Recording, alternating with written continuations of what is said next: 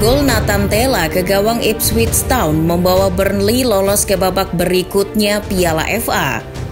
Kemenangan tipis 2-1 menggenapi rekor tak terkalahkan Burnley dalam 9 pertandingan. Pasukan Vincent Kompany belum pernah sekalipun kalah dalam 9 laga terakhir di segala kompetisi. Catat itu baik-baik, di segala kompetisi. Terakhir kali kekalahan yang diderita The Clarets terjadi di babak 16 besar Carabao Cup menghadapi anak buah Erik ten Hag. Sisanya, Burnley bahkan melibas tim-tim kuat. The Clarets mengalahkan Stoke City, Birmingham, Swansea, dan Bournemouth. Hal ini seolah mustahil karena Burnley benar-benar hancur musim lalu. The Clarets diprediksi akan sulit kembali lagi ke Premier League, tapi nyatanya tidak demikian. Seperti yang sudah terjadi, degradasi membawa dampak signifikan bagi sebuah klub. Burnley pun demikian. The Clarets harus menerima konsekuensi karena gagal bertahan lebih lama lagi di Premier League. Burnley mulai compang-camping. Para pemainnya melepaskan diri. Apa itu kesetiaan? Nathan Collins, Maxwell Cornet, Wout Weghorst, Ben Mee, Hennessy, James Tarkowski, Dwight McNeil, sampai Nick Pope angkat koper dari Turf Moor. Kendati para pemain pilarnya pergi, paling tidak Burnley mendapat keuntungan dari sana. Dilansir Forbes, Burnley memperoleh setidaknya 66 juta pound sterling. Akan tetapi, bagi tim yang baru saja terdegradasi, uang sebanyak itu tak seberapa. Catatan Forbes menunjukkan Burnley mengeluarkan biaya setidaknya 33 juta pound sterling untuk beli pemain. Jumlah itu memang lebih sedikit daripada pendapatan The Clarets dari penjualan pemain. Hanya saja, seperti yang sudah disebut tadi, bagi klub yang baru turun kasta, uang itu tak seberapa. Kenyataannya ada kewajiban keuangan lain yang harus dipenuhi The Clarets. Masih menurut laporan Forbes, jumlah pengeluaran Burnley lebih banyak 2 kali lipat dari uang yang dikeluarkan untuk sekitar 15 pemain pengganti. Bahkan, kabarnya pengeluaran The Clarets lebih banyak daripada klub-klub lain di Championship. Sebab The Clarets mengeluarkan uang tidak hanya untuk menambal skuadnya, tapi juga harus membayar penalti karena terdegradasi. Dilansir Daily Mail, pemilik baru ALK Capital sebelumnya telah melakukan peminjaman uang dan dalam klausulnya akan jatuh tempo jika Burnley terdegradasi sebelum tahun 2026. Masalah berikutnya, peminjaman itu berbunga hingga 2025 dengan jumlah bunganya 8%. Lantaran terdegradasi, tanggal pelunasannya pun maju. Hal itu belum ditambah dengan jumlah uang penalti senilai 65 juta pound sterling.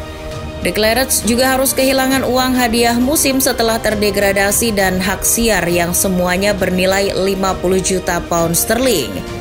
Burnley pun terpaksa mengencangkan ikat pinggang dengan menjual tak sedikit pemain pilarnya.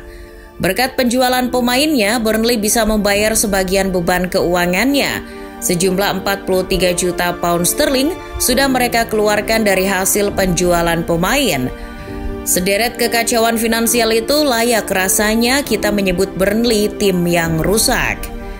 The Clarets lantas memecat Sendais. Pelatih itu mengakhiri kisahnya di Turf Moor dengan cara kurang menyenangkan. Burnley pun menunjuk mantan pelatih Anderlecht yang berkepala licin, Vincent Kompany. Namun tak sedikit yang menilai Kompany terlalu berani mengambil tawaran itu.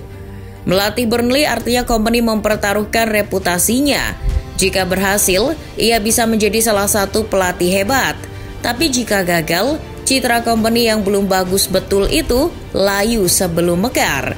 Akan tetapi Kompany adalah pria yang berbeda. Persetan soal reputasi, Kompany terdidik sebagai bek yang tangguh. Ia yang mantan bek terbaik Manchester City sudah terbiasa dengan resiko. Kompany tak masalah apabila klub tak punya cukup uang untuk membangun kembali skuad. Pemain yang pernah meraih treble di Inggris itu menerobos segala resiko. Burnley adalah klub Inggris yang benar-benar bersejarah, merupakan suatu kehormatan ditunjuk sebagai manajer tim utama. Ciri khas klub Turf Moor adalah tidak pernah membatasi setiap manajer membangun budayanya sendiri. Namun sebagai klub mikro, keuangan Burnley pas-pasan. Sehingga siapa saja yang ditunjuk sebagai manajer mesti nrimo ing pandum. Walaupun belum pernah terlacak bahwa company adalah keturunan orang Jawa, lebih-lebih Jogja, tapi sepertinya ia mengerti klub yang akan ia latih, baru saja boncos keuangannya. Meski demikian, company mengatakan punya proyek sendiri di Burnley. Ia pun mendatangkan pemain yang sekiranya perlu. Namun pemain-pemain yang datang ke Turf Moor adalah yang harganya ekonomis, bahkan kurang dari 5 juta euro.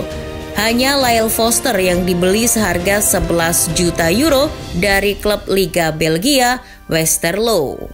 Ngomong-ngomong soal Liga Belgia, company ternyata banyak membeli pemain dari sana. Josh Gillan, Vitinho, Samuel Bastien, Enoch Agei, sampai Benson Manuel Hedilazio adalah nama-nama yang dibeli company dari Jupiler Pro League. Selain itu, company membeli para pemain muda dari Manchester City, Chelsea, PSG, sampai Mönchengladbach. Ia mengandalkan pemain muda dalam mengarungi Championship musim ini. Bahkan, rata-rata skuadnya berusia kurang dari 25 tahun. Ada alasan mengapa Burnley menjatuhkan pilihannya pada Vincent Kompany. Minimal pria kelahiran Belgia itu sangat berpengalaman di Liga Inggris. Walau tidak sebagai pelatih, ia telah meraih 4 trofi Liga Primer Inggris, 4 Piala Liga, 2 Piala FA, 2 gelar divisi utama Belgia, dan medali tempat ketiga Piala Dunia 2018 sebagai pemain. Karir terbaiknya ketika melatih memang hanya mengantarkan Anderlecht finish di posisi ketiga Liga Belgia. Tapi, manajemen The Clarets tampaknya yakin pada Vincent Kompany, apalagi ia adalah mantan anak asuh pelatih-pelatih top. Kompany dipercaya telah menyerap ilmu dari Pep Guardiola, Manuel Pellegrini, Roberto Mancini, dan Roberto Martinez. Akan tetapi ia tak bisa seperti Guardiola yang diguyur duit minyak.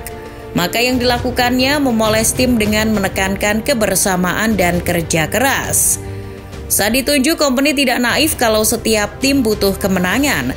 Maka dari itu ia menjalankan segala skenario agar Burnley berada di titik terbaiknya.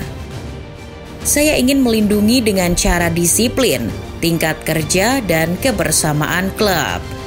Keahlian manajer-manajer tadi sepertinya sudah merasuk pada Kompany. Ia yang bekerja bersama Craig Bellamy adalah perpaduan yang pas agar mesin Burnley tetap berderu.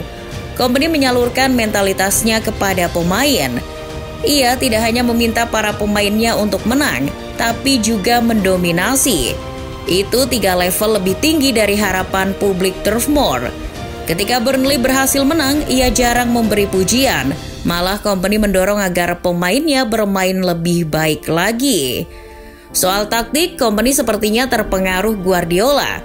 Taktik Kompany kerap berubah-ubah, menyesuaikan skenario lawan. Contoh ketika menghadapi Swansea, di mana menjadi salah satu pertandingan berat Kompany.